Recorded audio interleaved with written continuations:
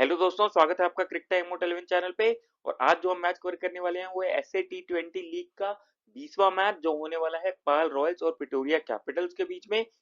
ये मैच होगा 25 जनवरी को शाम 4:30 बजे इंडियन स्टैंडर्ड टाइम के हिसाब से। अब जो सबसे इंपॉर्टेंट बात है वो ये कि आपको हमारा क्रिकेट टाइम मोट 11 यूट्यूब चैनल सब्सक्राइब कर लेना है।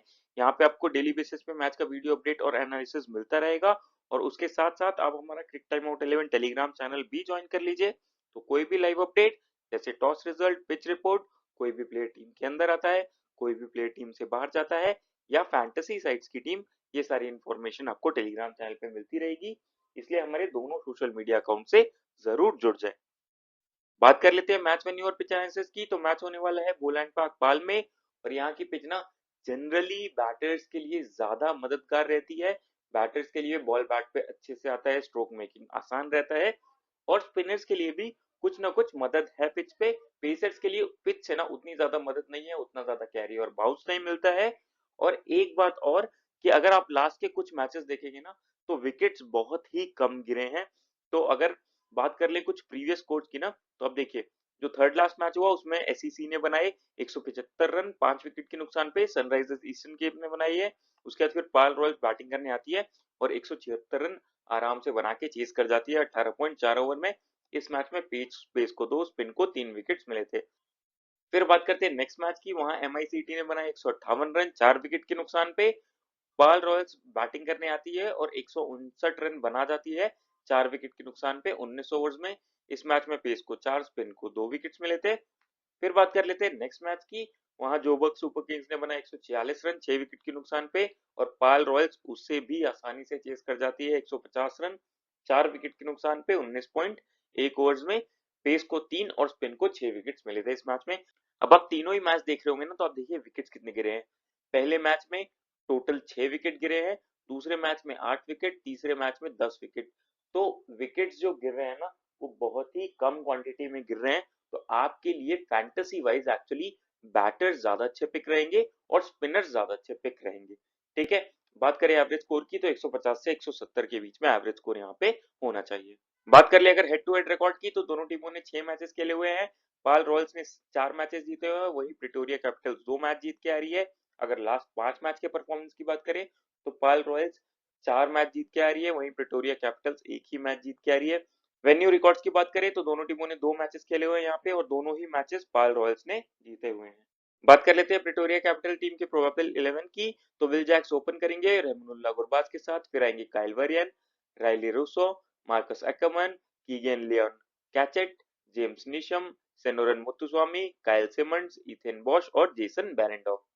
बात करें यहाँ पे ओवर डिविजन की तो देखिए Jason Behrendorff, Ethan Bosch, Senuran Muthusamy ये अपने पूरे पूरे ओवर करेंगे। ये हो गए 12 ओवर, बचे हुए 8 overs Kyle Symonds, Jamie Neesham और विल जैक्स मिलके करने चाहिए।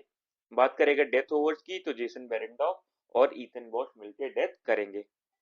अब बात कर लेते हैं प्रिटोरिया कैपिटल टीम के प्लेयर स्टैट्स की। तो विल जैक्स मैंडेटरी पिक रहेंगे ये। एक तो अब बॉलिंग कर रहे हैं उस वजह से बॉलिंग का भी बैकअप रहेगा, साथ ही साथ बैटिंग से भी आपको ठीक ठाक ये रन बना के दे सकते हैं। अगर बैटिंग विकेट होता है तो ये ज्यादातर चल जाते हैं, तो स्मॉल लीग के हिसाब से मैंडेटरी पिक रहेंगे, जरूर कवर करके चलिए। फिर आते हैं रहमानुल्लाह गुरबाज। तो मैंडेटरी पिक ये भी रहेंगे। रीसेंट फॉर्म भले ही थोड़ा सा डगमगाया हुआ है लेकिन ना टी20 फॉर्मेट के ये बहुत ही अच्छे प्लेयर हैं।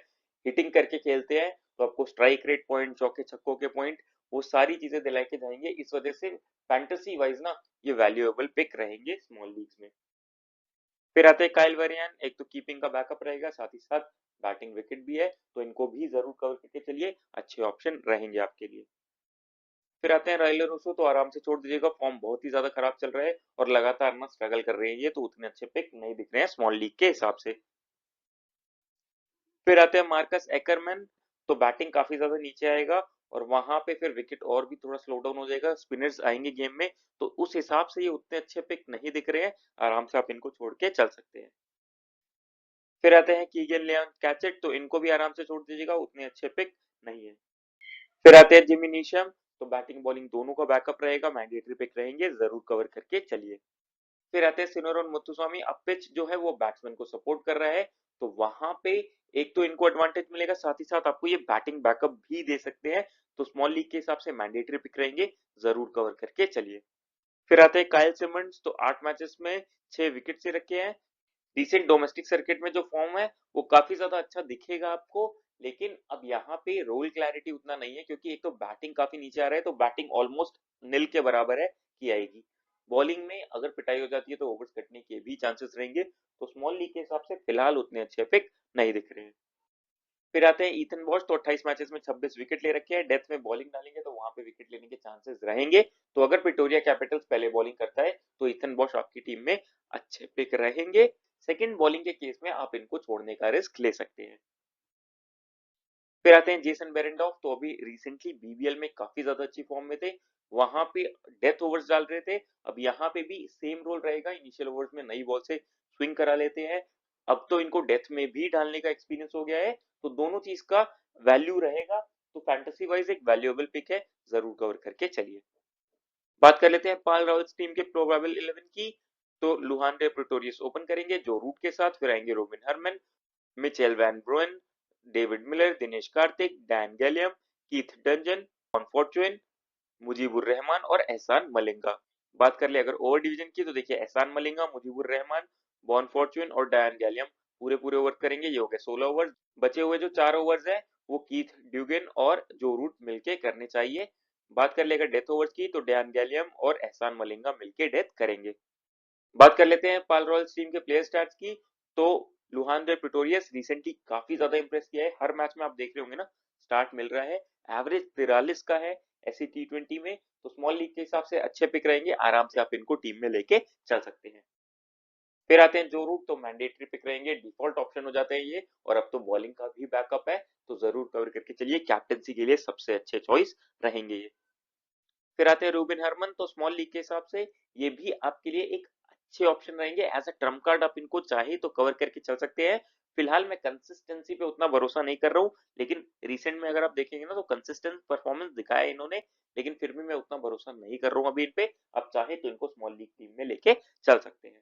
फिर आते हैं मिचेल वैन ब्रुएन, तो स्मॉल लीग के हिसाब से ये भी आपके लिए एक ट्रम्प कार्ड पिक का काम करेंगे, आप चाहे तो इनको भी टीम में लेके चल सकते हैं। बैटिंग विकेट है, तो आप बैट्समैन को अगर फेवर करेंगे तो आपके फैंटेसी पॉइंट्स भी ज्यादा होंगे।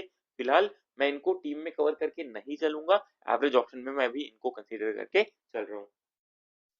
फिर आते हैं डेविड मिलर, तो मैंडेटरी पिक रहेंगे, रिसेंट फॉर्म काफी ज्यादा अच्छा है, और साथ ही साथ हिटिंग करके खेल लेते हैं, तेज स्ट्राइक रेट से खेल लेते हैं, तो वो सारे पॉइंट्स भी आएंगे, तो स्मॉल लीग के हिसाब से एक अच्छे ऑप्शन रहेंगे, आराम से आप टीम में लेके चल सकते हैं। फिर आते हैं दिनेश कार्तिक, तो बैटिंग काफी ज्यादा नीचे आ रहा है और अभी तक उतना ज्यादा फॉर्म दिखाया नहीं है, मैच प्रैक्टिस भी इनका थोड़ा कम था, तो स्मॉल लीग के हिसाब से अच्छे पिक नहीं रहेंगे, आराम से छोड़ दीजिएगा। फिर आते हैं डायन गैलियम, तो स्मॉल लीग के हिसाब से अगर पाल रॉयल्स पहले बॉलिंग करता है तो उस केस में आप इनको लेके चल सकते हैं, वहां पे डेथ में बॉलिंग करेंगे और वहां विकेट लेने के चांसेस बढ़ जाएंगे। सेकंड इनिंग्स में एक एवरेज ऑप्शन रहेंगे, बैटिंग का ज्यादा बैकअप रहेगा नहीं क्योंकि मोस्ट प्रोबेबली बैटिंग आनी नहीं है, तो अगर पाल रॉयल्स पहले बॉलिंग करता है तो मैंडेटरी पिक, नहीं तो छोड़ दीजिएगा। फिर आते हैं कीथ ड्यूगॉन, तो आराम से छोड़ दीजिएगा, उतने इफेक्टिव पिक नहीं रहेंगे। फिर बात कर लेते हैं बॉन फॉर्चून की, तो पिच से स्पिनर्स के लिए मदद है, तो इनको भी टीम में कवर करके चलना जरूरी हो जाता है, साथ ही साथ में ये बैटिंग का भी थोड़ा बहुत बैकअप देंगे, अगर बैटिंग आती है तो स्मॉल लीग के हिसाब से अच्छे पिक दिख रहे हैं इस पिच पे, आराम से आप कवर करके चल सकते हैं। फिर आते हैं मुजीबुर रहमान, तो इनके बारे में ज्यादा सोचना नहीं है, पिच में स्पिनर्स को मदद है, तो इनको आप जरूर कवर करके चलिए, मैंडेटरी पिक रहेंगे। फिर आते हैं एहसान मलिंगा, तो लाइन लेंथ बहुत ही सटीक रखते हैं, पेस भी जनरेट कर लेते हैं, तो स्मॉल लीग के हिसाब से एक अच्छे ऑप्शन रहेंगे, आप आराम से इनको टीम में लेके चल सकते हैं। बात करेंगे ड्रीम 11 टीम की, तो विकेट कीपिंग सेक्शन से रेमोनुल्लाह गुरबाज आपके लिए मैंडेटरी पिक रहेंगे, काइल वरियन आपके लिए मैंडेटरी पिक रहेंगे। फिर आते हैं बैटिंग सेक्शन पे, तो यहाँ से डेविड मिलर मैंडेटरी पिक रहेंगे, लुआन दे प्रिटोरियस मैंडेटरी पिक रहेंगे। फिर चलते हैं ऑलराउंडर सेक्शन पे, तो यहाँ से जो रूट मैंडेटरी पिक रहेंगे, विल जैक्स मैंडेटरी पिक रहेंगे, सेनुरन मुत्तुस्वामी मैंडेटरी पिक रहेंगे, जिमी नीशम मैंडेटरी पिक रहेंगे, डैन गैलियम अगर फर्स्ट बॉलिंग करता है पाल रॉयल्स तो उस केस में आप इनको कवर करके चल सकते हैं। फिर आते हैं बॉलिंग सेक्शन पे, तो यहाँ से मुजीबुर रहमान मैंडेटरी पिक रहेंगे, जेसन बेरेंडॉफ मैंडेटरी पिक रहेंगे। फिलहाल मैं फॉर्चून के साथ जा रहा हूँ क्योंकि स्पिन विकेट है। बात करें कैप्टन वाइस कैप्टन की, तो जो रूट सबसे अच्छे कैप्टनसी चॉइस रहेंगे, विल जैक सबसे अच्छे वाइस कैप्टनसी ऑप्शन रहेंगे। तो कुछ इस प्रकार की रहेगी हमारी टीम, और अगर इसमें कोई भी चेंजेस होते हैं तो आपको टेलीग्राम चैनल पे मिल जाएंगे, उसके लिए टेलीग्राम चैनल को ज्वाइन कर लीजिएगा। और जो सबसे इंपॉर्टेंट बात है कि हमारे यूट्यूब चैनल क्रिक टाइम आउट 11 को जरूर से सब्सक्राइब कर ले। वहां पे आपको डेली बेसिस पे मैथ का वीडियो अपडेट और एनालिसिस मिलता रहता है। और जब आप वीडियोस देखते हैं ना, तो आपका मैथ सेंस, गेम का अंडरस्टैंडिंग, प्लेयर्स का नॉलेज बढ़ता है। और फिर जब आप टीम बनाएंगे तो आप ज्यादा इफेक्टिव, ज्यादा इम्पैक्ट वाली टीम बनाएंगे। तो इसलिए वीडियोस को जरूर देखें, पूरा देखें, लाइक करें, शेयर करें, चैनल को सब्सक्राइब करें। मिलते हैं अगली वीडियो के साथ। Thank you.